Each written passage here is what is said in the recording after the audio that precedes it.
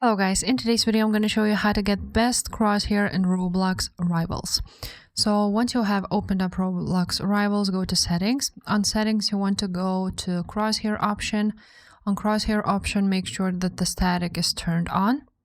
The rotation is set to 0. Now on bars color, you want to choose the one which you see the best. So for example, I see maybe green the best, so I'm just going to leave it like so. Then the bar spacing should be 3, then bar length 7 and thickness 3. But of course, just check if you see it very well. Then bar shape should be sharp. And once you scroll down, you want to make sure to enable the outline, because as you can see it more clearly when you turn it on. Now about these settings, that's about that. Now go to general, scroll down until you will see camera settings, and you will see field of view. Field of view should be 115 and camera zoom effects 0.